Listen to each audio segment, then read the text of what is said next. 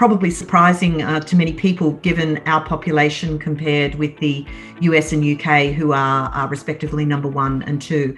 But we have the third largest RegTech hub in the world, and that's because we have traditionally had a very strong culture of compliance. And I think that's been evidenced actually just by the pandemic and how well Australians have adapted. And we're a very compliant nation by our nature. And so we are number 3rd in the world, but we're certainly not the 3rd largest financial centre in the world by any stretch. And I think the key difference between how the RegTech Association approaches RegTech and perhaps some other centres, including some of our colleagues elsewhere, is that we are starting to take a much broader view of RegTech, in that RegTech can solve for financial services, but it can actually solve regulation and compliance to other industry verticals as well. So that is agriculture, telco, energy, anything that you can think of that has any regulation attached. RegTech can also be applied. So we do take a broad view in Australia.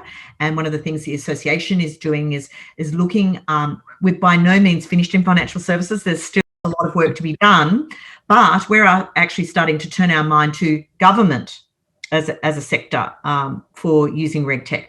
And we'll start to look at energy and telco, as in Australia, they will be the next to roll off on the consumer data rights. So we're actually taking a very broad view. In many jurisdictions, they still do just focus on financial services, but I'd say that that's the key differentiator. But we have recently signed memorandums of understanding with the Canadian RegTech Association and the Nordic RegTech Association, and that's in an attempt to actually, join hands globally, because this is as I was just saying, this is a global challenge, and so we very much want to go into this, holding the hands of our cousins elsewhere, and trying to tackle the RegTech agenda more globally and holistically, and actually the second layer to that is actually about promoting a global taxonomy for RegTech as well, so that we can actually be promoting a global language and how we talk about RegTech and how we categorize RegTech, that we try and, drive some commonalities so that people actually know what it is that we're talking about. Investors are coming to look at RegTech companies, but if there's no simple categorization, it's actually really hard to know what it is at face value that you actually do and what is the service and the product offering. So that's the benefit of, having some categories, even just from looking at it very simply. And also a lot of times, people come to me and say, well, I'm looking for X, Y, and Z. And if I don't have, some consistent categories to actually go and search those out for them, then we're in a whole, world of trouble. So the taxonomy is really important from a whole bunch of angles, people being able to find what it is that they're looking for.